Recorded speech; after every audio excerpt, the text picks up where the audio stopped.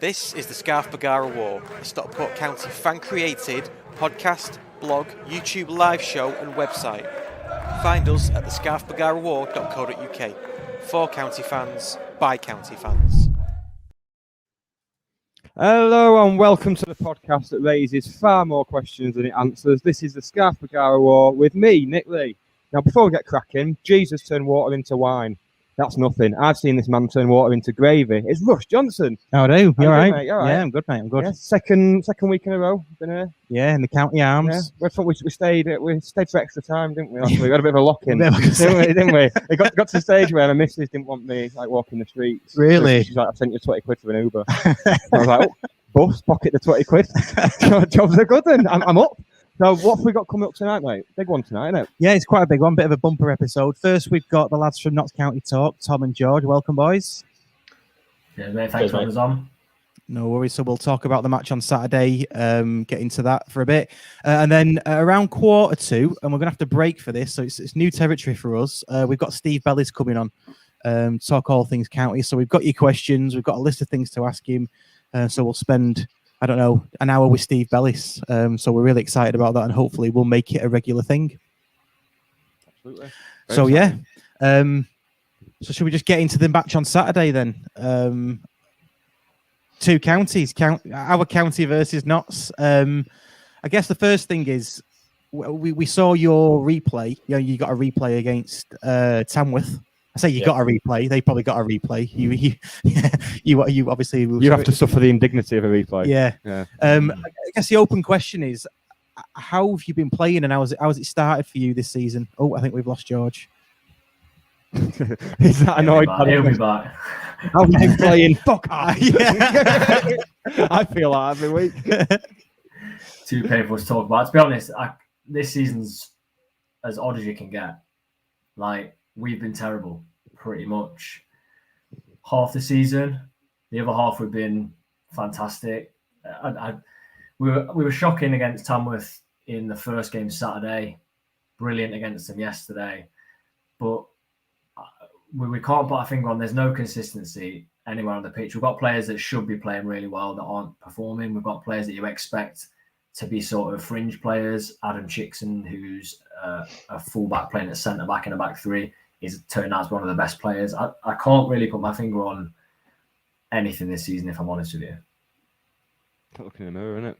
Yeah, it's pretty much. Yeah, I mean, I watched your post-match reaction for your Tamworth game on, I can't remember when I watched it, but you were there after the match, and you just, I could just tell you were downbeat, and you know we've been there this season. Is that really what it's like? Well, it's like, I don't know. I'll let you have a speak in a sec, George. But yeah, I'm gonna take it. Our guest has arrived. I've just got to nip out because our guest has arrived. But do you want to take this? You're in safe hands, lads. Carry on, crack on. It's Saturday. We're playing Tamworth away. You know, we've had 3 games where we've lost. We then go and beat Yeovil away. Probably performance this season, would you say, George? Yeovil away? Yeah, best 90 minutes for sure. I know we can't break Tamworth down. And all respect to Tamworth. I doubt there's any Tamworth fans watching this. When we replayed them last night, they were terrible. And we couldn't break them down at all on Saturday, which is a massive worry for me. It's similar to when we were in National League North with Tamworth, and we had a few cup games against top-end National League sides, and it was the same. They struggled to break us down. I think National League, you kind of expect it to be, but some well-organised teams there. But it is infuriating when clubs like ours that have spent the money we have, and then to just be struggling against sides of that ilk. It's infuriating, isn't it? Yeah, it is. The annoying thing, I think, for Notts as well, from a personal perspective, is it's games like that I think the teams struggle to get up for. You know, we're sort of expected to win, and teams that, I mean, we should really be rolling over fairly simply like we did last night. It's where we seem to struggle, but like games like Saturday, games that the players really relish and seem to turn up for on such a good level. Like, for me personally, I think we'll see a good performance on Saturday, but there just seems to be inconsistencies because I feel like the players struggle to get up for certain games. That's what I feel like it is. So in terms of Saturday then, what are the expectations? What are you expecting to see Saturday afternoon? I think the next 3 games, so we've got Stockport Saturday, Bromley at home Tuesday, Grimsby away on the following Saturday. These are, we've been saying that on our podcast for a while. These 3 games, fail to win. I'd say already the automatic's looking pretty bleak. But Saturday for Notts, I think after 1 win in 4, I think we've got to win. And like George said, we turn up against the bigger sides. Wrexham, we went to Wrexham. Birchnell drops, Cal Roberts and Ruben Rodriguez plays a completely new formation and should really have won, I think, don't you, George? Yeah, we was doing really well on the counter, which is like a style we've never really seen us play under Birchnell. So there's just that air of unpredictability about Notts at the minute, especially with some players. Last night, Frank Vincent makes his first start for Notts. He's best player on the pitch. So there's just so many layers to the squad and different formations that we could play.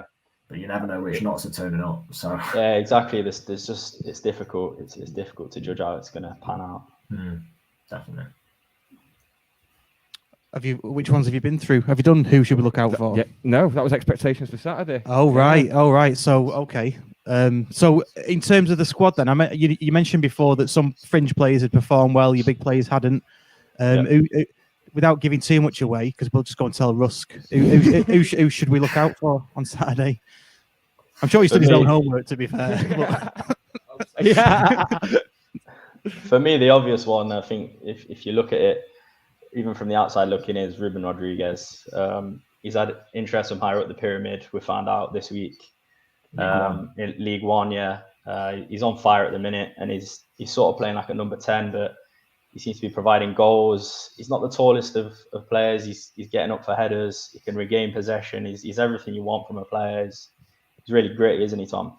Yeah, he's definitely one of our favourites. Cal Roberts, 50-50, pulled up with a hamstring injury against Tamworth. Yeah, so didn't actually pull it. I think it felt a bit of tightness in it, which isn't too bad. But I think Cairo Mitchell scored 2 last night. It's 11 and a half games before he managed to get his first. We signed him from Chesterfield for 15,000 as our marquee signing, and then Chesterfield go and spend 250,000 on a striker. A few Notts fans were saying put a few bets on that Mitchell will score more than Tashamanga this season. Not gone right, but he scored 2 last night, and there were 2 very good goals as well, 25 yards and then a nice header. So I'd say he would probably start on Saturday, I think. We know what's happening Saturday now, don't we? That's pretty it. much, yeah. Just coming into form. Our crowd, I've heard rumours, and maybe someone can confirm it. I don't know, but we've sold 1,800 approximately tickets. That's good. Yeah. That's more than we took to Halifax, to be fair. I mean, what was it? Halifax 900 was it to Halifax? Something like that. So we're going to bring, if you will, make a lot of noise. Is there a chance that you could get on your players back if it doesn't go to plan early on?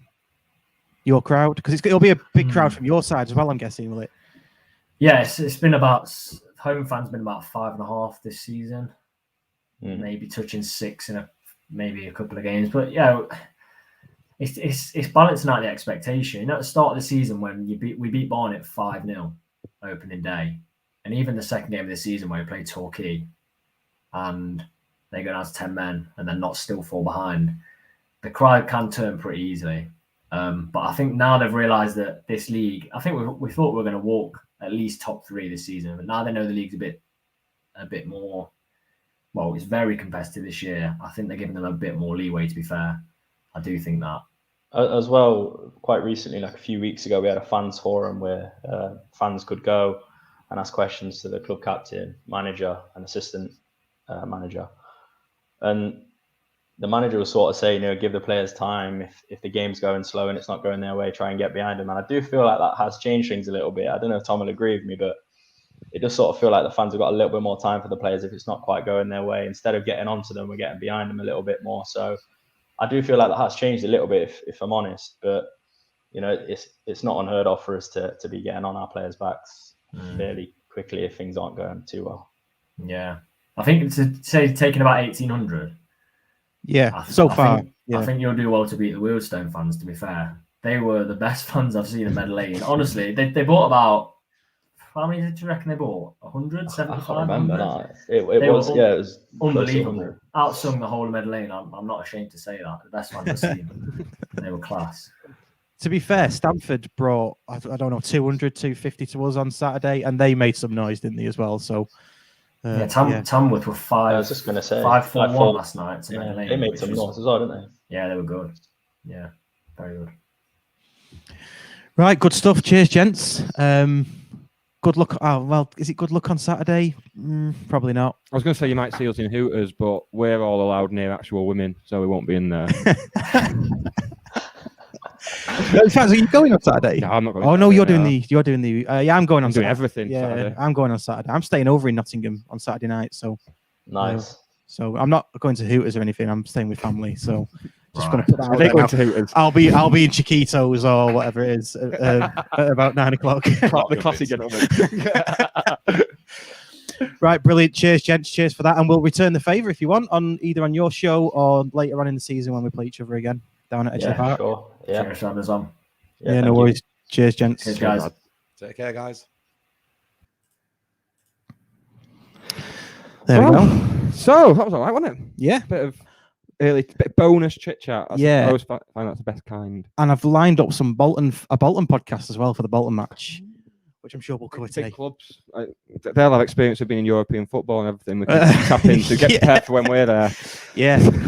Our guest tonight will be instantly recognisable to all of you. If he's not, may we humbly suggest this isn't the show for you. We're talking to you, doggers. Do you see the dogging thing online? Oh yeah, I did see the dogging thing. Yeah. We're- Do you know about that, Steve? No, I'm concerned Right, already. right. Well, Yeah, well, maybe well, we discuss that yeah, first. Just don't go on a Tube Lane car park and you'll be all right. Now, my missus referred to him as the one with the pig, which is ironically what she gets called by the neighbours. They just don't like my sweet style or anything about me as a person. It's a pleasure and a privilege to have with us. Steve Bellis, how you doing, mate? Very well, thank you. Thanks for the invite. Good. Nice to be No here. problem. Thank you. It's good to have you here. Should we? Very impressed with surroundings. I was going to say, what do you think? Yeah, Russ's no, little good. project, this, isn't it? The County Arms. Yeah. Yeah, That's very good. impressive. We've got several ex-players just living behind there, haven't you? Yeah. Underneath. Yeah. In the cellar. Toddy would probably- Yeah. He built it. Before we start, do you want a drink? Because you literally come in, sat down. Do you want me to do you a drink or anything? Is there anything you want? Glass of water. A glass of water. I'll go and get. Do you want? What do you want? Have a little bit. The beer's there. Is It's one of pop- Sam Walker's Heineken still there? Oh, the heck. They all went. Diet Coke, so They all went. anything Right. soft. Okay. Anything soft. I will get you a soft drink. Do Thank you want you. to carry on? And Yeah. I'll get some drinks. So how's it going? It's good. Broadly, like, yeah. Yeah, you know, generally, I can honestly say I've, as you know, I've been around the club a fair while, and we've seen the good times and we've seen the not so good times. But I don't think I've ever been as excited or positive about what lies ahead. Mm. And of course, I'm privileged because I'm on the inside, so I see what's coming. Yeah. I know what's going on.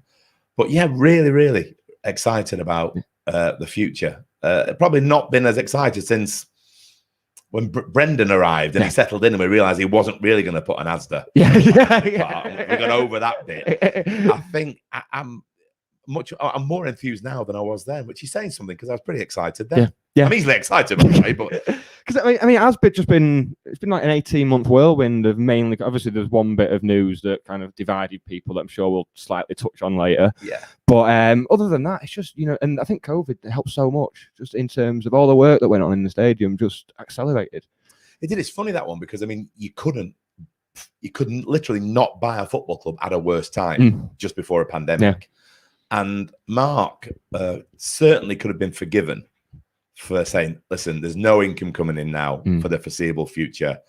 I'm going to hold back on some of these developments that are promised. But actually, he did the opposite and took the opportunity, because there was nobody in the stadium, to crack on with the development.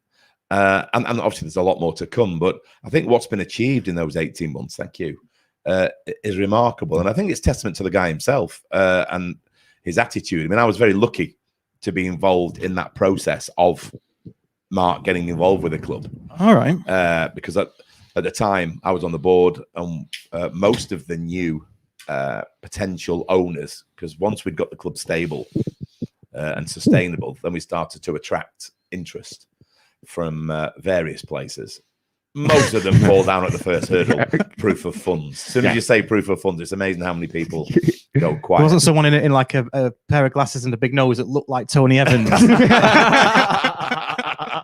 It reminded me of Jim Melrose. Funny enough, but no, and of course you get away with it. But then we had 3 genuine, or what we perceived to be genuine, shows of interest. Mark being one, the Vincent Company. Oh, right. Okay. That was, we had several meetings with him. Right. That was interesting. And then we had a late bid come in from another party, and we weren't as convinced by that. And to be honest with you, we'd all met Mark separately, and we'd all come away, or in twos, depending who was around at the time, and we'd all come away with the same impression. And the words were mind blown. Yeah. Because to meet somebody, I mean, you need luck, don't you, sometimes? And you never quite know who you're going to attract. But to get somebody who is local and get somebody who actually his interest in the club hadn't come from a commercial aspect, it had come from the community aspect. He wanted a genuine community club, and he'd looked around and looked at places and heard things. But and the other thing that really attracted him was the fan base and how resilient the fans are. And what was even Mark, I was looking across him against Wrexham, and you could tell that even that was way above what he anticipated. You could just see it. In fact, the whole team behind the scenes that were sat there, you could see them. I mean, the hairs on my neck up just thinking about that second half, because it was real county. Yeah, that was it. And it's been a while because of COVID and everything else. So yeah, it's a very exciting time, and I just think we're very lucky. We're blessed. There's a lot of clubs at the minute who will be looking at their profit and loss and wondering how they're going to survive, whereas we're like plowing on with investments. And as I say, the future, knowing what's coming, it's no wonder I get excited. Because even going into, you look at most football clubs that get taken over, and you look at the statement that they bring out, and straight away you can pick holes in it. But in our case, we were surprised, weren't we? Because we were on the way to recording here, and about 10 minutes beforehand, the takeover got announced. Like, oh shit, got some work to completely messed up our show. We're just going to talk about the Dorking defeat. We were well excited for that. But yeah, straight away, it was just everything you saw in that statement, his interview and everything. You just thought, yeah, it's for the right reasons. Of course, another thing is, if you remember who the board were at the time, there was myself, John Kieran, County Daft. We'd had George Hudson, of course, involved. Yeah, George, county through and through. It was me and him that came back at the same time. Remember? Back in 14. Post McKnight. Well, I got the job of getting rid of Ryan, so so it's you that you felt really bad actually, because he bought me a pint. I know what we're here for, and he bought me a beer. I felt I should have got that, and I'm not tight. It's just I didn't get a chance. Yeah. But we had Richard Park, county through and through. Gary Burton, county through and through. So we were never going to, having done the hard work of turning it round, making it sustainable, and having the fantastic support of sponsors and the supporters. We were never going to then drop ourselves right back in it by handing it over to some charlatan that we didn't trust. So as much as you can do due diligence, we did. But even we were gobsmacked, and all we just kept saying was, this has got to go through. This is the best thing that could ever happen to our football club. I was just pleased for all those fans that have suffered, and all those kids who've not seen much success, who now really have an opportunity. And while you can never guarantee anything in football, there's a real opportunity now for this club to kick on. What I think we should, well, we touched on the community aspects of it, because obviously there's been talk, I say from our blog, but we've done nothing towards it. Who wrote the blog about the family lounge? Oh, it's Adam Sundell. I guess that's kind of the catalyst of why you're here. Yeah. So, and we wanted to cover that. What I wanted to do actually is start with. I wanted to actually start with the first team, and then maybe work our way out to academy, ladies, Colts, and try and cover it all eventually. Yeah. If you'll come back, and because we can't get through it all in one night, obviously. Listen, talking counties. What I do all day. Good. Like my horse. It was never going to go well when I came back to the club. But so yeah, I want to get the message out, because it's very easy. It's easy for me because I'm on the inside. Yeah. All I can tell you, and this is hand on heart, and I've got some background with this. You remember when Sale Sharks came in, and then within 6 to 8 months, 6 of the most senior people at the football club had left. And that's because we could see what was going to happen. The investment was not going to be in the football club. Now, if you think that I would hang around at a football club that we've just spent all those years rebuilding, if I didn't think it was going to go the right way, I wouldn't do it, because life's not long enough. Yeah. And I wouldn't want to be part of it. It's the absolute opposite of that. So I want to share what's going on with you. And the good thing about Mark is he lets you share it. And in fact, he does it himself. In fact, sometimes you have to gag Mark, because he will tell you everything before he's just discussed it with the council, before he's taken it to his management team, because he just wants to share, because he's passionate about it and excited about it as well. So listen, I'll come back as often as you want without obviously boring everybody to death. I don't think there's any. And we can talk about everything, whatever it is that's gone in the past. I'm happy to discuss anything at all. Okay, so if we just have a chat about the family lounge and the kids club as I see it. So Adam wrote the article. It got a lot of interest on online. I think you saw some of the comments. Yes. We contacted the co-op, and then obviously then you contacted us. What is happening with the family lounge, just to reassure people? Right. I mean, first of all, it was quite easy to do what we were doing over the before pre-Mark. Yeah. Because there's a lot of space there. We were getting so much interest from the supporters, but everything was done on a budget, because clearly we didn't have that. So we were trying to make it sustainable. We weren't spending money that we didn't have. Yeah. But the premise was that we always wanted to protect what we were doing. I mean, we brought back the school healthy living presentations alongside all the other fantastic work that the community trust us. And we wanted to build on it. So when Mark came in and his team, one of the things that really impressed us was his enthusiasm for growing that. So an example, in the past, and I had this battle all the way through the 90s, we'd get the schools involved, and then I'd get Brendan or Gary Glendenning saying to me, don't give away any more tickets. You're giving away too many tickets. This is money you're giving away. So it's not money we're giving away. They're empty seats we're giving away. And the secondary spend on programs and, food, and not that the food was very good at the time, but the catering, etc., will more than make up for that. And it was a battle. To be fair, they backed it. Brendan backed it. But you still have the odd battle because they perceived it as, well, what if they were going to come anyway? Well, they weren't. Some were. A small percentage. Some will always abuse it. The refreshing thing about when Johnny Vaughan and Dave Ansell came in, they said, right, we want to turbocharge this. So we don't want to see empty seats. So if you want to give away 3,000, give away 3,000, because we believe in what's going forward. We've seen what it's done in the past. Look at the crowds we've got now. We missed a generation with Sale Sharks, which really irks with me, because it's a missed opportunity, but we're rebuilding that now. And I think what we're probably guilty of, if anything, is not sharing the plans, because the club wants to be professional in everything it does. So sometimes I'm dead eager to say, let's tell the fans about this now, and no, let's do it at the right time when we know it's done the right way. And I can sit here and assure you that the plans now are far greater than anything we've ever had. The only problem we've got, we actually couldn't find a room for the fans because there'll be too many of them. Yeah. Right. You cannot find a room there. If we're inviting 3,000 kids, that either means, or 2,000 kids, that either means just giving 500 or something a nice privilege and upsetting the other 2,500. So what we've done, we've concentrated on working on the experience in the stadium. So there's an area you'll notice that's been developed in the Cheadle end, which has the big picture where the kids can sit on the wall. The tuck shop, of course, is still there. Key to that are Ian Butterworth, Brenda Williams. They've been behind 40 years of doing this for nothing. And I've worked with them. And again, in the past, we've had battles with the club, and I've always been on their side. They used to get me drunk on a Thursday night. We used to have these meetings at the Crown. And they used to get a load of beers down me and Chris Jolly. And then the next morning, I'd get this like list. What you've agreed to the night before. And then have to face the board and say, I've said we'll do this for the supporter, which didn't always go down well. But Ian and Brenda have been involved with this right from the start. So when we have the meetings with Olivia, Rick Simkin, Johnny Vaughan, Dave Ansell, straight away, it's Ian Butterworth, Brenda, and Jamie, aka Vernon, who are involved in that. So they're happy with what's going on, and that because the new owners are not going to get everything right. Nobody gets everything right. So and part of my role is actually to protect the club's DNA.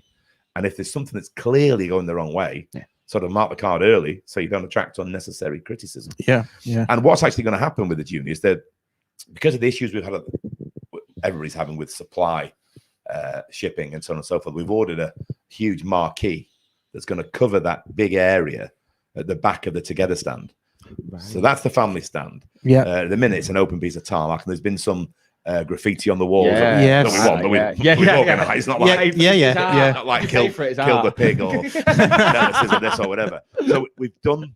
So there's a whole marquee going over there, right, to make that a real family area that can have a lot of people. We sell beer there now for the adults. I'm changing stand, I think. Didn't have it so Yellow Block will get a lot of noise. Wants to come. And there's going to, I mean, already the children that have been there have noticed that we're paying for face painters, balloon artists. And the idea is to bring that experience closer to the ground, close to the pitch, but to be able to accommodate all these young people that we're bringing in, which will be in far greater numbers than we had before. So we literally haven't got the facility to put that number of people in without alienating a load of new people. On the back of that, the Junior Supporters Club itself, which again has always been operated hand to mouth. The tuck shop and various other things, and a few donations here and there have kept Tina and Brenda going. You know, and help from Parfits with selection boxes at Christmas, and that type of thing. It's never really had the backing that it deserves until now. And again, what hasn't been announced yet, but it's coming up, is that we've really professionalized and modernized what's going to happen to that Junior Supporters Club. So there's now 3 categories. So it's all very age specific and age relevant. Yeah. Because in the past, we have been guilty sometimes of treating 8-year-olds the same as 14-year-olds, which, as you know, doesn't work these days. So there's there's a 0 to 5 category where, because if you get a child, the first thing you want to do if you're a county fan is get them signed up. Yeah. Now, I cheated here, of course, because I've got the record. It'll never be beaten. My daughter will always be the youngest ever registered fan. And that's because my girlfriend at the time, we didn't marry, was having a cesarean. And I was the membership secretary of the supporter of the club and the supporters club. Okay. So I had 2 forms done, one for a boy, one for a girl. And all I was interested in when that stomach was slit was which one it was, so I could fill that form in. You say you're divorced, aren't you? I didn't actually marry her, but that didn't last long either. Right, okay. If I'm honest. So I need to go home and get my go bag and my pajamas and slippers. Never mind that. I need a membership form. Within 5 seconds, I'd registered Ashling as the youngest supporter. Right. And that can't be beaten now, unless another cesarean comes along. Oh, I need to get something doing. They could get a steal because they'll know these days they'd know the sex of the baby. Yeah. The baby. Of course they would, yeah. Well, these days maybe they wouldn't know the gender of the baby. No, sorry, don't stray. No, we're inclusive. Yeah. That's all right. But yeah, so there's a package for 0 to 5 where any kid now that comes along that's born gets a teddy and a little pack. So a little thing for them, but it's the 6 to 12 and the 12 to 18. Yeah. They're going to get packs. So if you're a junior if you're a junior season ticket holder, you get this as part of your season ticket package. Yeah. And that's right. Season ticket holders, should get the extra benefits. And what's in that is so professional, so nicely done. And it's worth a lot more than you would be charged for it. So people who want to join who don't want to be a season ticket holder, there's a £10 charge. But the actual value of the merchandise you get is way over that. I was going to say, because my lad has been enrolled automatically. He's 13, he's a season ticket holder. I think it was 50 quid for his season ticket. Yes. And the items that I saw on the list, I was thinking, I'm not saying it's near 50 quid, but it's a heck of a lot more. Yeah, I'm just thinking. I was like, that's and really again, good. this is why one thing that did make me chuckle on the criticism, not that criticism does make me chuckle generally, but was when people mentioned club making profit. Trust me, there's no area of that football club at the minute making profit, and that's not what it's about. They would not be doing packages that are costing the club 20 odd pounds and giving them away and selling for 10 if it was about profit. That's not what it's about. And as Marcus said himself, he's put £6 million into this football club already at a time when there's been no income. Yeah. So I think you can put a line through that. And I'm not an apologist for anybody. As I said before, if I thought that this wasn't genuine, it wasn't sincere, and there was some underlying plan here, I wouldn't be there. But it's not that, it's the opposite. And that's why sometimes when I see the criticism, it hurts me, because I think, can't believe you're saying that, because, you know, it's the opposite, the complete opposite of what is really happening. We should see some of the criticism we get on here. Yeah. But I mean, the actual blog itself, Adam didn't put it out as critical. He I don't know if you read it, but he said it about it's a good way of bringing the kids in. That's how he started. That's how a lot of kids started. Yes. And then I got some feedback. I mean, there was loads of people on Facebook replying, but I did get some direct feedback saying, but the way it was before, people could go there on a cold, like December Tuesday night, and they could be warm inside, and the managers would come through, and the players that weren't playing. Is all that still in the? Yes, clearly we can't get away from the fact that in November and January it is going to be cold. Yeah. Although, again, you know, they're not going to. We've discussed this, the possibility of heating under that marquee. It's not so bad clearly in the Cheadle end, because that's undercovered. But we want them to have a positive experience. But you also got to remember, they're then going to sit in a seat for the game, and will be exposed to the elements. But it's about enriching the experience and modernizing what we're doing. So instead of, to be fair, they came into the room and they were warm. Sometimes the bar was open, sometimes it wasn't. Yeah. Yes, the non-playing players would wander through, and the manager would wander through on his way to doing the corporate. So non-playing players going along with the kids, absolutely. Yeah. Definitely. Difficult with the manager because he can't go logistically. It's only logistics. There's no lack of willingness to do that. But instead of just being in there and you know, parents having a drink and nothing really happening, now we've got the face painters, the balloon artists, the undercover, the big picture that you can sit in front of. We've still got the tuck shop that the kids have got. That's still there. Vernon will be in and around, and so we've actually added to it, not taken away. The only thing they've lost, I suppose, is temporarily the heating. But again, we couldn't do that now anyway, because of the numbers that we're looking at inviting through the community trust work, which, as you know, rightly wins awards, and also the work being done in the schools on the healthy living program, which the trust are now going to be delivering. So I didn't read it negatively. I read it as, I can see why you're saying that, and that's why I wanted to come on, because if people know the truth behind it, it's not negative. It's actually the complete opposite. There's investment going into it to enrich the experience of the children. That's very exciting to see what can be done with backing. I mean, that's how I got into county, mainly the free tickets coming into schools and what have you. I mean, I'm still here now. So imagine not as in I've died. I got brought along. Healthy living talk works. I got brought along by my stepdad, who was a hooligan. So that's how I got into it. Same. So and now you're throwing chairs around in a number of towns and cities in Great Britain. He wasn't a hooligan. I'm only joking. Well, actually, when I came back in 2014, I was in the finger post, which is not unusual. And, there's a group of lads there, a group of great lads, county fans, Gareth Eccleston's. Seeing the McNallys and the usual crowd. And they were talking, and they were just saying that I think there were 12 of them, and 11 of them had come through the free ticket scheme, right? And are now bringing their kids. And that's what Mark believes in. That's what the whole club believes in, and that's why we're turbocharging that. So instead of worrying about, will they have paid? If there's 5,000 seats, fill them. Get the kids in.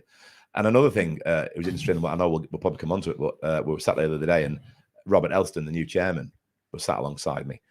And I actually know Robert of old from my own business from the time that he was at Everton. And he said, "Steve, can you explain why do the players do that?" And I said, "Do what?" Could have been a number of things. But thankfully, it wasn't football related. I wouldn't have known the answer. But he said they go at the end of the game, and they get so far, and then they clap the fans.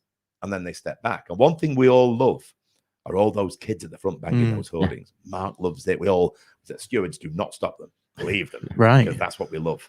They're enjoying it. So what we want to do, I was talking to Simon Wilson about this on Robert's behalf last night, was get the players to go all the way.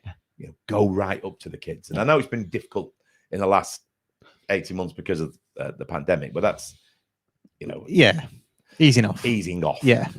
So we're trying to encourage that more, get more interaction. I mean, some players do it automatically, but trying to get them all just to understand that you can really enrich that experience by just going those extra 20 yards. And having a few high fives. We can get you some of that alcohol gel as well. Just don't do it at the time. Afterwards. But so much thought is going into at making it a better experience for kids. And for me, I think that's what I'm excited about, because all the work we did in the 90s, which was then very pioneering, and others copied us. They could never quite match what we did. And I know that sounds like they didn't have a Kevin Francis to bring into schools, though, did they? Well, that's it. Kev was great because we always had him sat really low down, and the kids were always on the floor. And then he'd stand. Imagine when he stood up. I still gasp when he stands up. Imagine what they would do. But we were just ahead of the game, and to have somebody come in now, and Sale Sharks wanted to charge £1 for the tickets. And I said, why? Well, if it's free, it's got no value. And I said, you're completely missing the point. The children that grow up in this town have really got 3 options. They've got the red team, the blue team, or Stockport County. Yeah.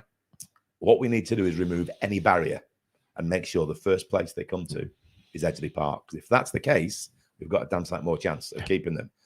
£1 is a barrier. If they've got 3 kids, that's £3. Yeah. You can go and get 2 pies at the Pound Bakery for that. It is something in the way. And for the sake of the pound, why? Yeah. When the children were going home from school saying, we can go to County, I've got a letter, we can go to County on Saturday, Mum, Dad. Oh, what about your brother and sisters? Yeah, they can come too. Yeah. Well, how much is it? It's free, and it's free for you as well, Dad or Mum. There's no barrier. How do they say no? And that's why the take-up was so big. So that's what really irked me with Sale Shark. That's why I ended up leaving at the time. This is the complete opposite. In that I say, hell with that. Let's just get 2, 3, 4, however many thousand we can in, and really build it for the future. Yeah, it's really short-sighted, isn't it? I'm surprised at that about Sale Sharks, because putting value on money, just money, is short-sighted. Because the value comes in all shapes and sizes, doesn't it?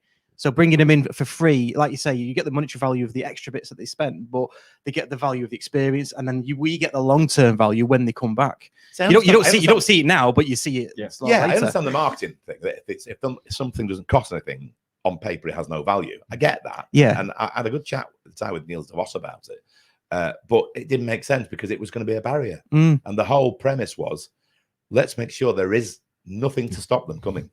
And some families, then now, if it's going to cost, £4, it's £4, £5. At the minute there are people using food banks. If there's a choice. So by taking that away and making it a situation where they can't really say no, that's what was why it was so successful, and that's why it will continue to be so. Good stuff. So you've already proved your value to this podcast by coming on here and explaining some of this stuff. So, do you know what I mean? It's really appreciated. It's all about communication. But I understand it is. Yeah, the club don't want to just keep. It's very professional now, and like people sometimes say, why don't we get the manager's interview out within minutes of the game away from home? And I didn't know the answer, of course, so I asked, and it's very easy just to throw it out there with somebody on a mobile phone, and it's a bit shaky. The club wants a professional. Exactly, yeah. We're gearing up for the championship. So behind the scenes, that's all we think about. Let's get the club ready. Right. Training grounds ready. Let's get this club in a situation whereby when we get there, the hard work's been done. Yeah.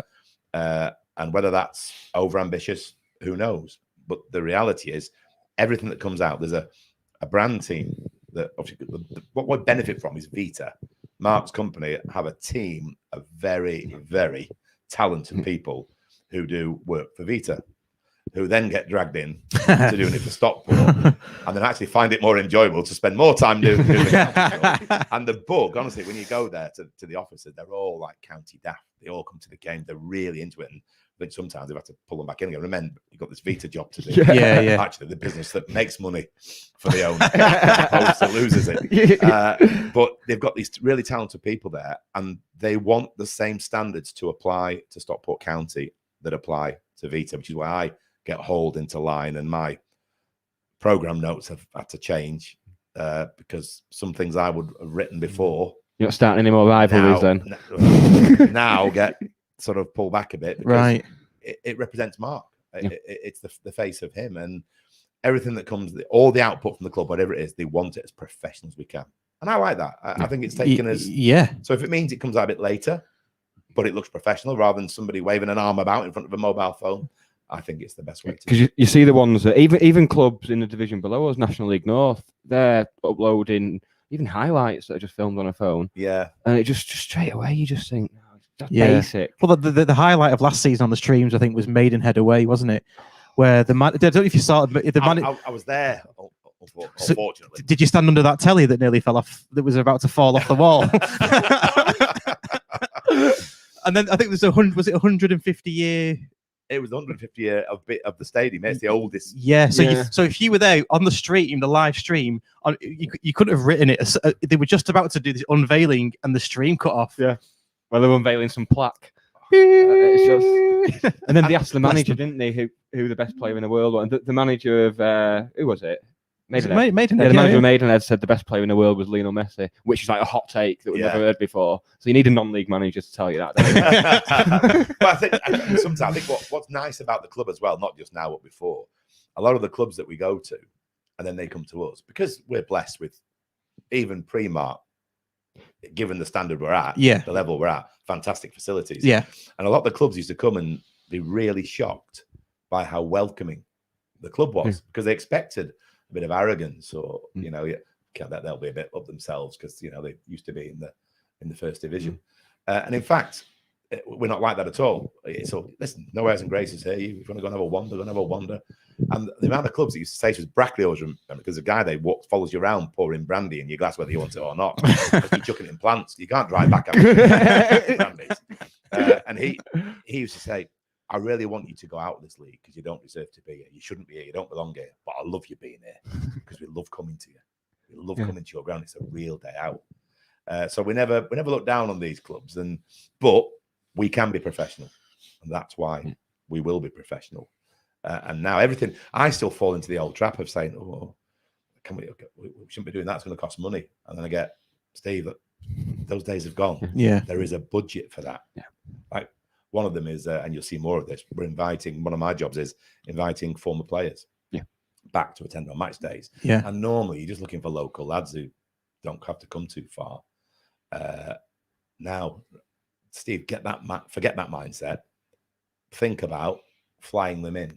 If they're not in this country, we fly them in. Mark's got accommodation in Manchester, very good accommodation. We put them up. I smell Big Kev. Saying nothing. But you've got a good sense of smell.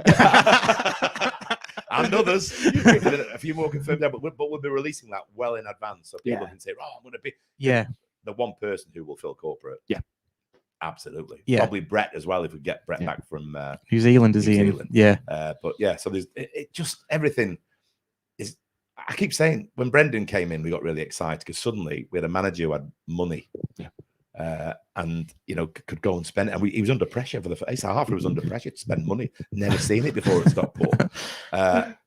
And this with Mark is like Brendan Elwood on steroids because there's actually budgets for things that really matter to fans that previously, because we wouldn't have a budget for it, but you wouldn't have been able to think about it. But the idea of being able to fly, Big Kev and his wife back into the UK because it's right for the club, right for the fans, tells you a lot about the direction the club's heading. That's awesome.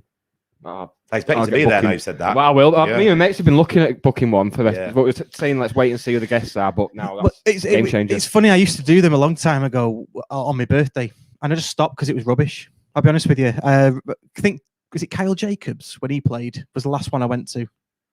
Do you remember the right back? This would have been just before your return. Yeah. I was going to say, I hope it was before I came back. Yeah. I was going to say, there's no heads and tails. I think it was. So Kyle Jacobs was the right back. Yeah. So it was just rubbish. I was just like, well, it wasn't even the fact that it was 40 quid. I mean, it was a three-course meal for 40 quid and you got to see the players and that, but there was no buzz around it. There was no, none of that. But we've taken it back now to how it was in the 90s. But what was really difficult during the last, pre the current regime, was that we weren't in control of the food. Yeah. So no matter how many people we brought to stadium, how many kids, we were not in control of the quality of the food, the quality of the beer. And every time we met with the supporters cooperative, and you got the question, you knew the half of them were going to be about awful beer, flat, overpriced, massive queues, awful offering of food. Yeah. Well, we've both been on the court board and had that, haven't we? It's what? We've both been on the court board and had that. Yeah, we both, so many years, it was just. Yeah. I've got to say, though, now as a punter, having been in the concourse, 4 or 5 matches now, not had to queue for very long, No. not had to queue at all in some cases. Yeah. Well, the Straight other in. thing is, it's because there's a pride. And the first time we did corporate with our own staff, so now that they all have the Edgley Park branding, which I love. Yeah, it's very yeah. simple. Yeah. I think it's very clever. Because we've got the Edgley Park branding now, it gave me great pleasure the first game when we had the corporate back to say, now each and every person you see working in this room works for Stockport County. They're not some agency kid that's come along without any interest in the club. The chefs are our chefs. They've got a pride in the club.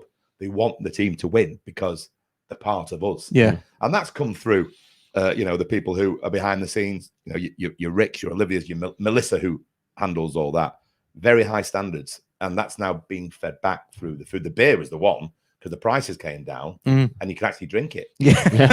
Which was, I tell you, when the lager starts looking like the Guinness, you've got to... So, that's much better. When you come back, I hope you'll see that change. But if you don't, again, we're not adverse to criticism. Yeah. Because nobody gets everything right. But as long as it's constructive and we can do something about it. Yeah, I think where we get bogged down a bit, because I'm on social media more than I care to admit, and I read a lot of comments, but every time something is criticised at the club, I think of the bigger picture and I think, how can that be something that's really wrong? Do you know what I mean? Yeah. Small tweaks more than anything else. Like the stuff that we find important. Absolutely. And to be fair, everybody wants those tweaks. Yeah, they want to know about them. And the new team. The off-field team are very conscious of what's being said.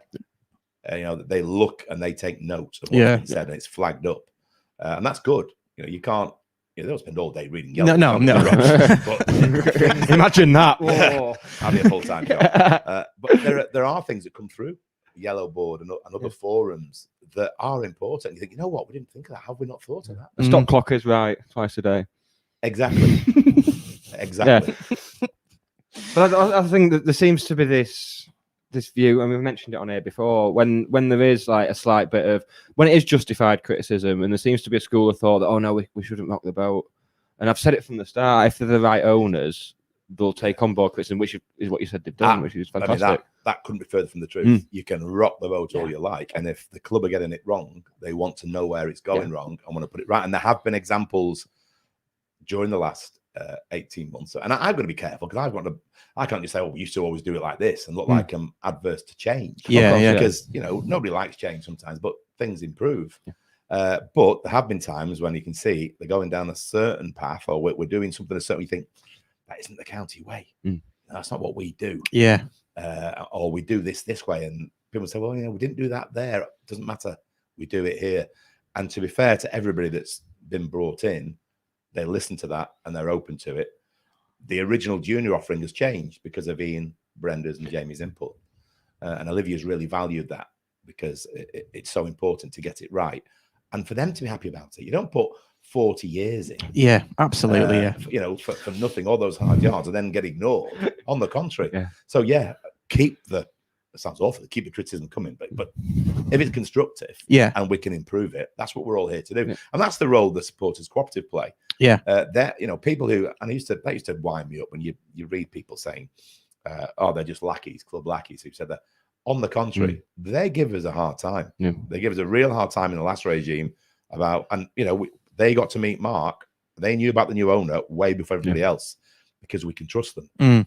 And the hard position they're in, we tell them things that are either commercially confidential or things that timing wise they can't yet release, and they have to sit on it. And it's up to the members to trust them to understand that there's a time when things get released. And to be fair, they've never breached the confidence, and because of that, we share information that you wouldn't believe at a very, very fine detail information with them, and they're actually a pleasure to work with because we're all here for the same thing. It doesn't matter what we're all Stockport County fans.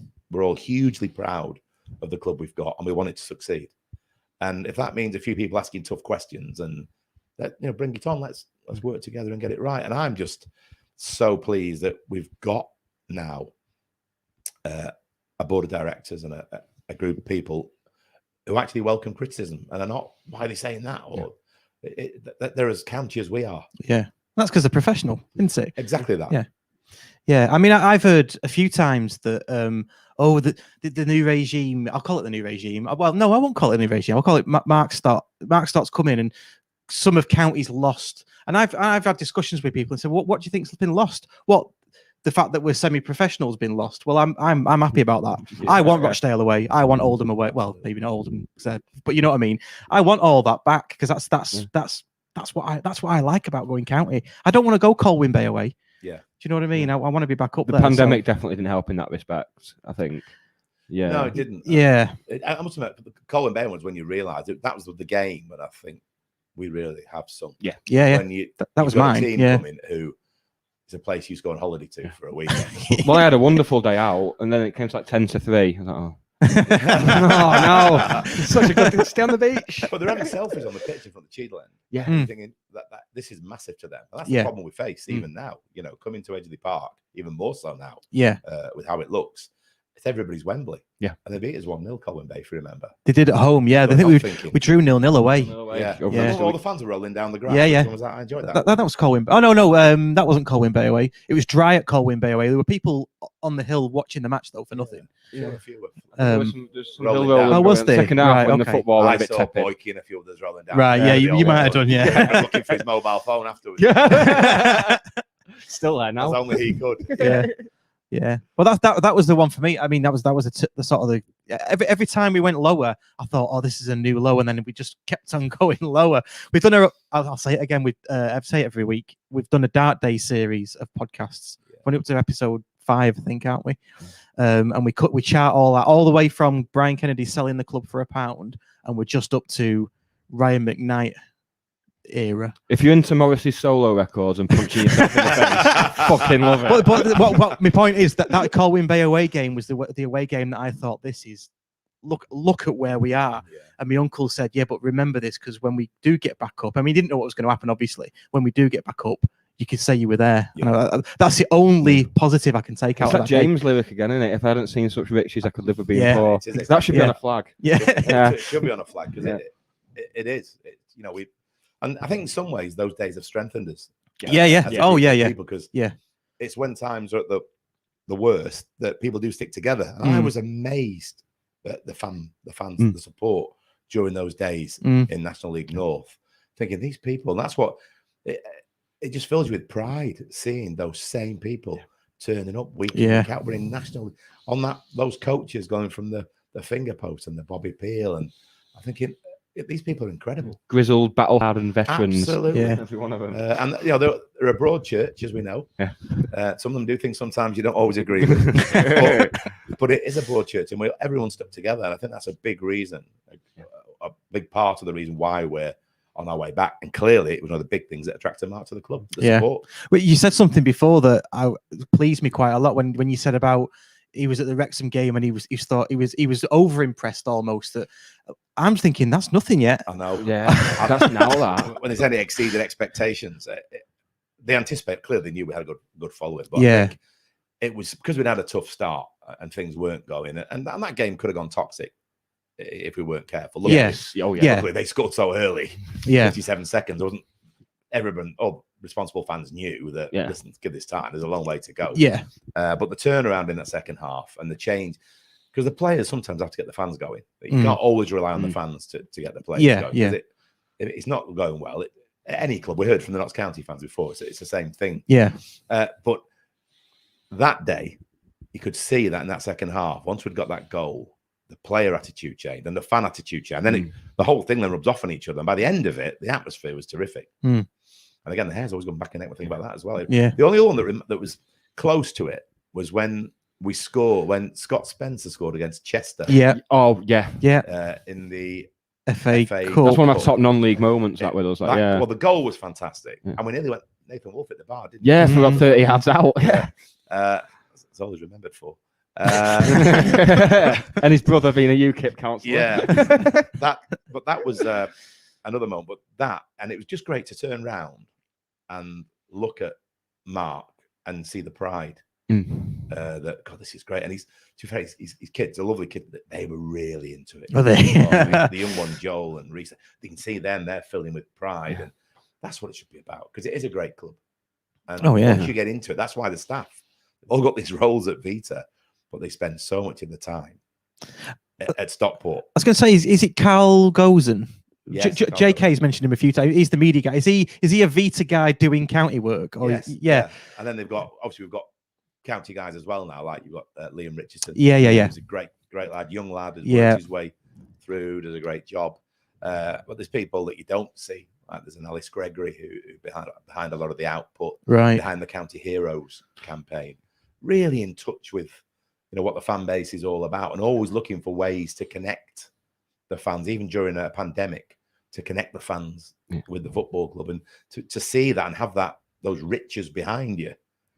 It's something we've never had before. I mean, a brand and marketing team. It was me. And I did the shop as well. And if I didn't have my brother, I'd have been the bear.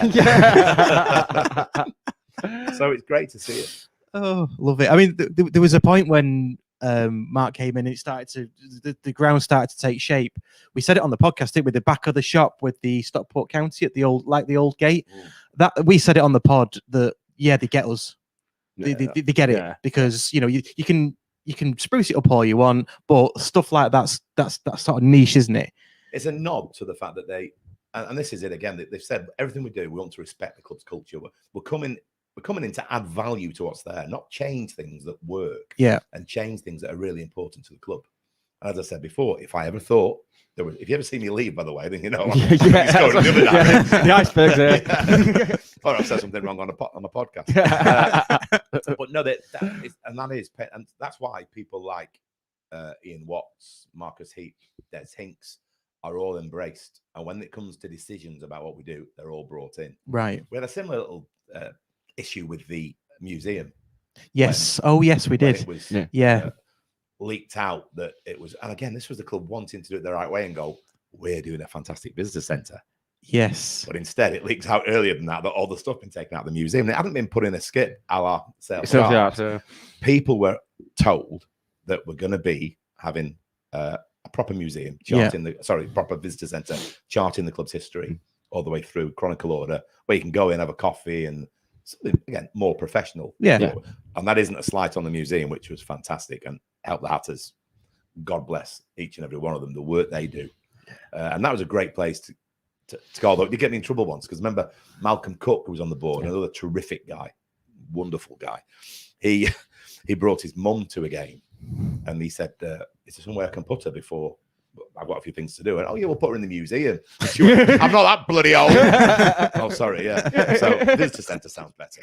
But it leaked out because we've said so. All we'd said to people was, if you want to take your own things away and then bring them back, so you know that they're safe, fine. Otherwise, they will be put in safe storage at the club, and that's what's happened. But again, because of the way it came out, I think Flinney had put something on Twitter. It was late at night, so we definitely would have had a couple. Jimbo as well, I think. I think it just came out and I don't think there was any intent on anybody's part to create a problem. I just think it came out the wrong way, and that's why there's a lot to be said for doing things the right way. And making it professional, but it was just sad that it negative when there wasn't one. I think to coin another song, Jarvis Cocker, we're a bit like a dog in the corner, aren't we? Because the fans are because we've had been kicked so many times. We're sort of cowering a bit because we've had not so many bad owners, but since Elwood left and to Mark, you and Sonny sort of coming in, George Hudson, coming in, that bit in between, it was run shambolically. Yeah, and again, I mean, it's easy and I don't like looking back because, we should always look forward, and we're not here long enough to start dwelling on mistakes. Yeah. But I don't really believe that any of those people actually set out to make decisions to harm the club. There was naivety, mistakes were made. Yeah. We deserve to end up where we ended up. There's people used to say to us, you don't deserve to be in this division. And I say we actually do. Yeah. Because if you make bad decisions, this is where you end up. As chronicled in Dark Days Part 1 to 5. Yeah. Which is right. Yeah. So, but I don't, and I found it quite sad that there were people, and it is hard because I'd left, and you get disenfranchised a little bit, and people start talking badly about yourself. Suddenly the things you thought you'd done well, the new regime, sometimes, that was rubbish. We do it better than that. And, it's difficult to take that sometimes, but I don't think any of them meant to cause the club any harm. And then I found it really sad that people like Norman Beverley, who put a lot into it, didn't feel comfortable to be able to come back to the club, and of course, sadly passed away. Yeah. And that's quite sad because the club, as we said before, it's a broad church. People will make mistakes, but we're all in it together. And I think everybody should feel welcome, even if they have made decisions in the past that weren't quite right at the time. Yeah, I wasn't really thinking about that. I was thinking more as a fan base. Because we've been on so much hardship, we're almost untrusting of a new owner like Mark Stott. And hopefully this will bridge some of that as well with you coming here and explaining things. And if there is, I don't know the expression, you can shag one sheep. Do you know what I mean? Yeah. So he'll do 900. Not the phrase I'd have used. No. But I used right it. down. But you make 999 really good decisions, and then the last one, because of what has happened in the past to us, we all go, oh no, he doesn't get the club. But it clearly, from what you've been saying, they do, and the whole team does, which is really, really pleasing. It's just born from this desire for everything to be black or white. I think that we've gone on about so many times. Yeah, it's just I'm bored of it. The now. problem with the world, like, not just football fans, but like the world. You can't be in the middle. You've got to have one way or the It's other. true. Yeah. I think that one of the LBC presenters calls it footballification. Yeah. It's about politics. Exactly. Yeah. And it actually is. People think, if you're not white, you've got to be black. Yeah. And, sometimes you've got to accept that, that works. Actually, some of that works as well. Yeah. And I think that's what we've got. Listen, all the things that the football club does well and has done well, we keep. Yeah. Mm. And we add value to that. And the things it hasn't done so well, we improve. And that's how I look at it. And that's what I can see being done. And it really warms when I saw the Stockport County AFC. Yeah. That was another early indication, as you said, to get it. Mm. That's really important. Then you look at conversations that are going on with Marcus and Des and Ian about the history, because the history's, we've got such a rich history that it's so important that we don't lose sight of that. And that's what happened when, if we're honest, when Sale Sharks came in, that was so upsetting to see that. It's why people were very quickly disenfranchised. But this is the opposite to that. This is all about embracing that, but making it more professional. And that's why I've never been as excited as I am now. I'm not getting any younger. I genuinely believe those days we had going to Molineux and going to Main Road as well and beating teams like that, they're going to come again. Yeah. I bet you skip into work, don't you, every morning? I don't go every morning. I don't have to every morning. I live in Bollington. It'd be a long skip. Yeah. So looking at me, you probably notice I don't do a lot of skipping. But yeah, I mean, every time you walk into the ground now, you can walk in. Even people that haven't been for a while, like when we're bringing these legends back, people like Mike Rogan, who came in the week, Barney Daniels, who haven't been back since the 70s, and they remember what it was like then. They walk in just into the 1883 suites, in the Chile, and they're like, oh my God. And then when they see the other bars, this isn't not what we expected. And it's the same now with people, because we lost quite a lot. We're starting to lose business on the conference and banqueting side. It was tired. When it was built, it was obvious. It was of its day. And funny enough, that wooden paneling all came back in fashion about 3 times during the 20 years we had it. And the tiling in the toilet that I picked from Pilkington's on a contract deal, we didn't pay for them. They came back in fashion twice. So that's how long it had been there. But we were losing business because people didn't like the tape on the floor and cover up the holes in the carpet. And now the business that we're getting as a real primary venue in Stockport is great, and it all goes well for the future. Do you think we'll see concerts again? Yes. Yeah. Again, don't tell Liam Cash though. He came on the pod and he was like, worst thing you can do is have a concert on it mid-season. Blah blah blah. I don't think we'd do it mid-season. We'd do it as we did last time. Yeah. Maybe try and get it a bit early. You've got to fit in with bands, but already, again, as I said before, the things we did well, they want to embrace. Yeah. That's something that did very well, and all credit to Simon Dawson, by the way, the work he did on that, which was terrific. And they were 3 incredible days. I mean, 42,000 people came into Stockport. Only 30% of those people were from Stockport. So that's 70% of 42,000 people who'd never been before coming to our stadium. And I think the Armoury did 3 months trade in 3 days. Yeah. Wow. Sensational. The rest of Edgeley, I mean, all the pubs, people were turning up with vans.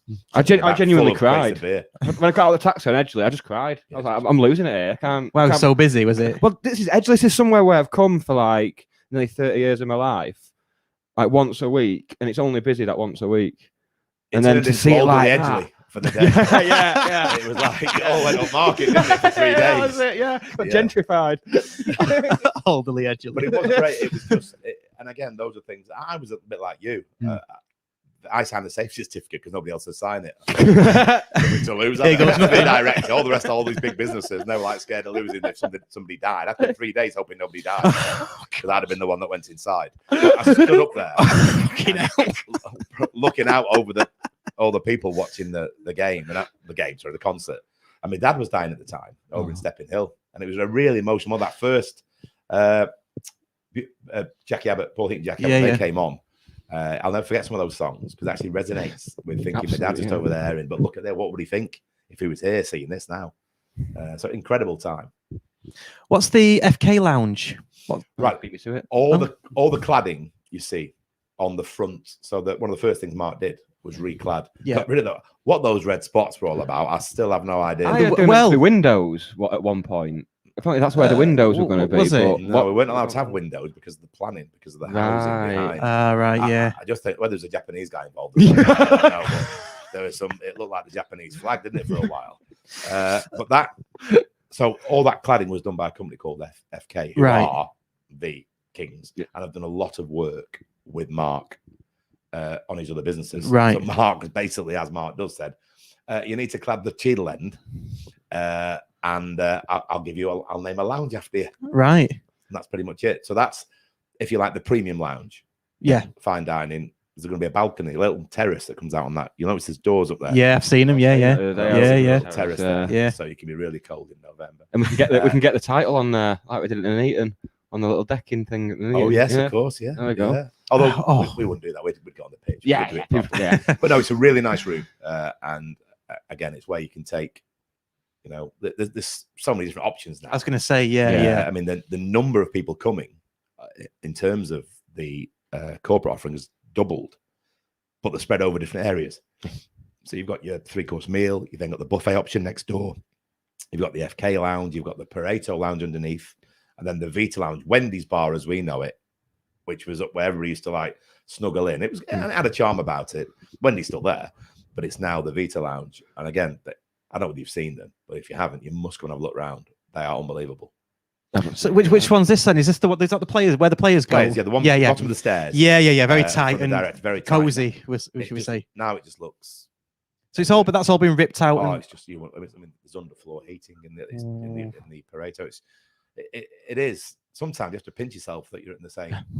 And today, at the moment, it's a little bit sterile because they're just going through all the memorabilia, the historical pieces to decide which ones to reframe. So they look uniform. So we haven't got random frames on it. Yeah, like this place. I wasn't going to say anything, but yeah, just like this place. Scruff. But yeah, so it still looks professional, but you've got all that history, that wealth of history there. And it's great. And to be proud, because the stadium was tired. We all know that. Nobody, God bless Richard and everybody else involved. Richard Park was a fantastic chairman. Yeah, lovely man, one of the nicest men you could ever meet. But collectively, there wasn't the money to do what's happening now. Yeah. So it was really make do and just try and keep it going and try and get success. Thankfully, with Jim's help, we did. Got up to the National League.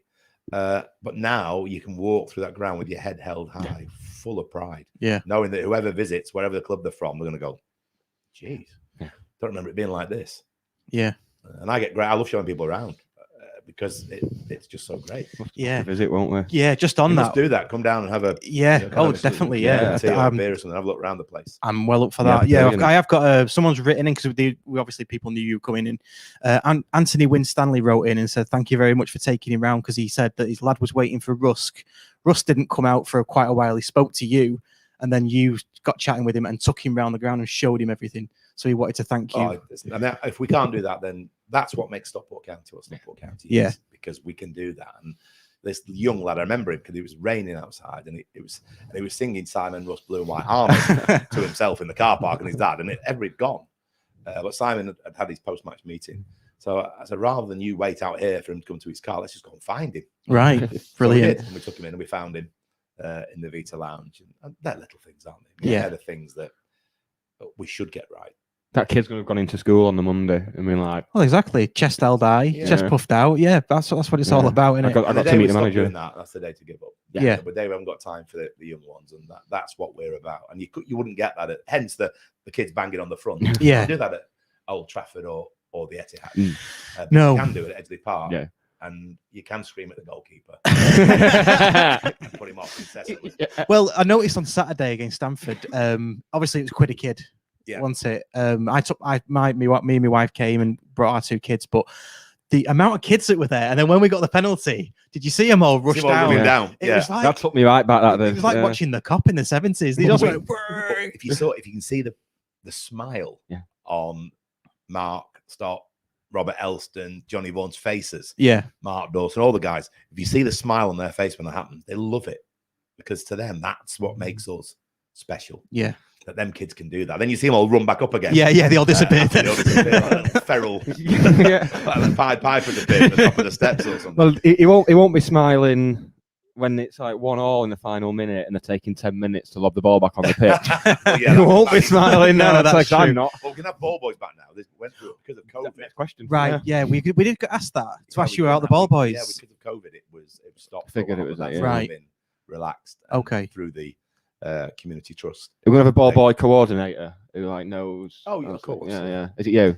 No. Definitely not me. No. Yeah. The one thing I did want to touch on was Elston, because when Elston was appointed, I don't know if you saw the Twitter feed, but there's lots of people from Everton fans saying, "Oh, you've made the wrong choice there." I mean, I don't know Elston from Adam, to be honest. I didn't even know he was at Everton. I don't know what he's done in the past. So there's a lot of negativity there, and some of our fans latched onto that. What's the thing around? I know Robert anyway. I knew of him way before this, because my company, we did some work with Everton. They were a prize for our TV show out in China. And I got to know Robert and his predecessor, Keith Winers. And I was always really taken by the fact that Everton as a club were very community focused. Yeah. Under Keith and under Robert. Mark was really impressed by Robert's attitude to the community. And that's what he's all about. The example I gave you before about him, why the players stop in there, carry on. Yeah. He's a Stockport guy, really focused on that element. And that's what Mark liked. Mark's not stepping back. No. Mark's got a lot on his plate. Yeah, it's always going to be the case. But again, this is all about this planning ahead and us being, and in some ways, think, why are we going so fast? Why are we trying to be championship before we are championship? But you want to put the building blocks in place.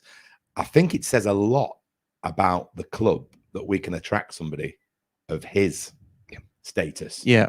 Ex-Premier League, ran the Super League, that he has come to Stockport. That tells you everything about where it's going.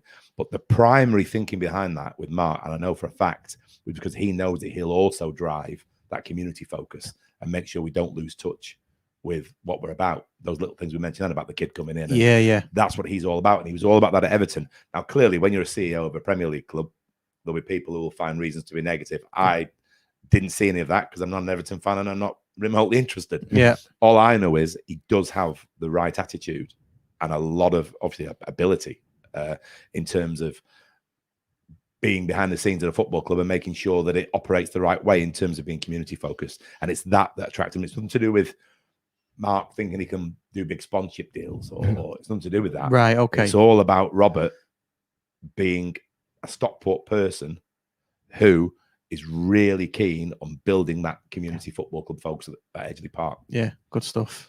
Again, if I'd have thought it was anything different, I'd have said something.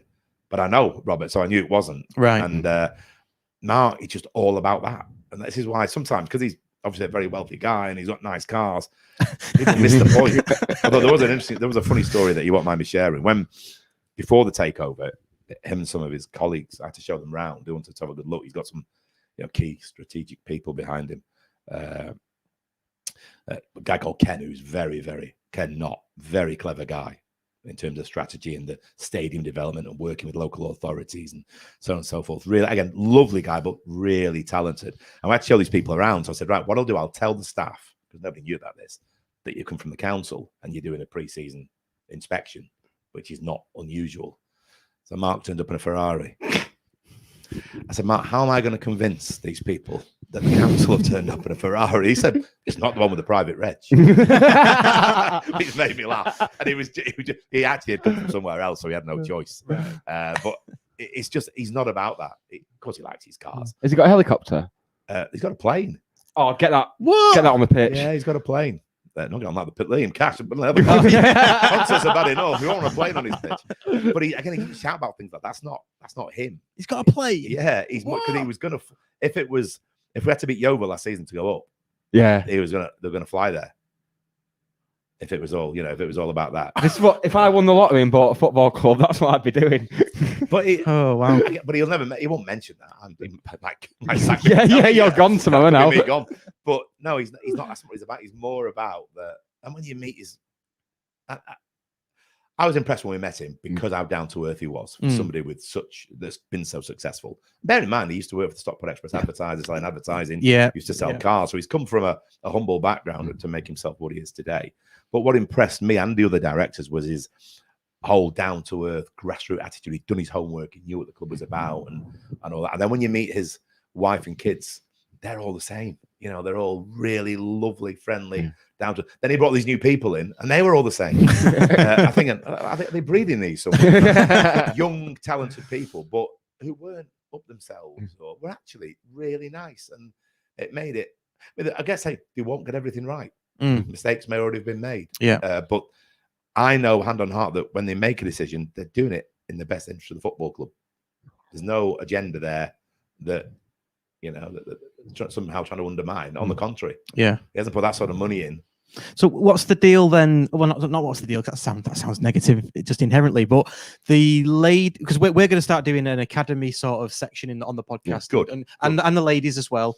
We've had a question about the Colts, which we probably haven't got time to go through. But in terms of all that, is that all in Mark Stott's thinking? I think the answer is yes. But if you could give us a bit more detail. And I know this sounds like I'm just being ridiculously positive. It's because I can't be negative because I know what's going on. And in terms of the academy, he's really big on growing our own players.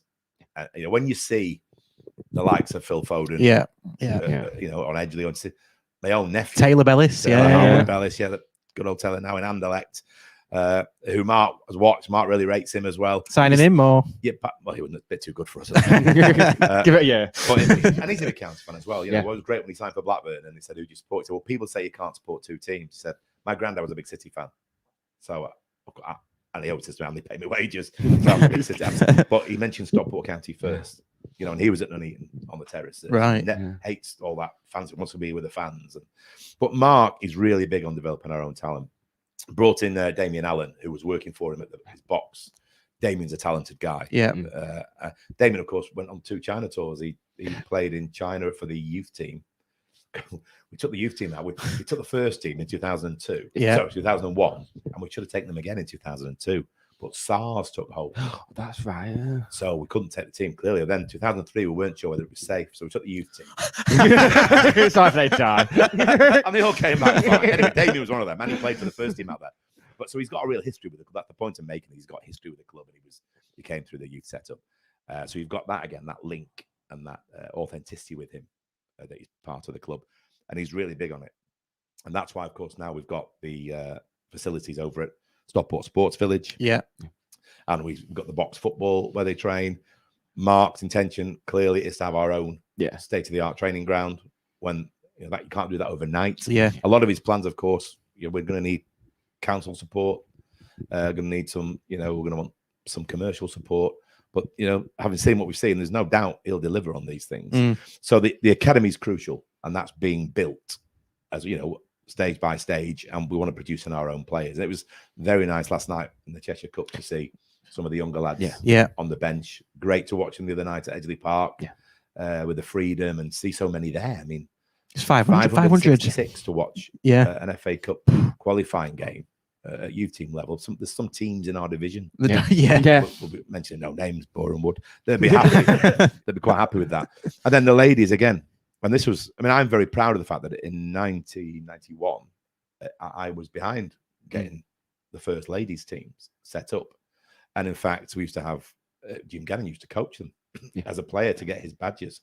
And the club really bought into it. And of course, we produced internationals Amanda Barr. That's the one, Amanda Barr, Yeah. Amanda Barr went and played for England and played at the top level. And then, of course, during that period when the club had other priorities during the dark days, as you mentioned, all that sort of drifted away. So when we came back and got together, George, myself, Richard, Gary, Malcolm, the team, Simon, when we all came back together, we wanted to bring those things back on board. And the ladies is a crucial part of that because and there are 13 ladies teams. And part of my role is now to be, if I've got a meeting on Friday, is making sure they're supported. Yeah. Strengthen that liaison, trying to encourage fans to support them as well.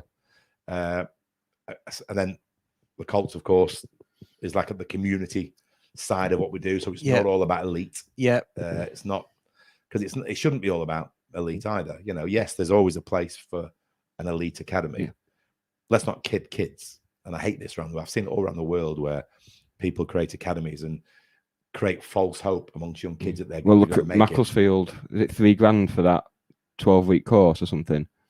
Was that Mac? Well, that was Robbie Savage's. Was that just his thing, I or think was it so? part Yeah, of Mac or at not? the time, Pro Academy. I Yeah. think they were charging £40 a kid for an hour session. Yeah, well, I see it all around the world. You've got the big clubs have all got branded academies. They're not academies. They're pay for play commercial football schools that rich kids run around in a whatever it is. Juventus, whatever. Yeah. And there's not a chance in the world they're ever going to play. Yeah. And I really dislike that. Yeah. It's dishonest. Our academy is an elite academy that is about you're in there if you're good enough to play. Yeah. Not your ability to pay. Yeah. But there's also room for kids who want to put the county shirt on. And if you make it, if they're good enough, then they can, of course, get to the academy. But there's also room for a community level. Yeah. And that's where the Colts comes in to people can go in there. We don't know what their ability is when they arrive. They can go in.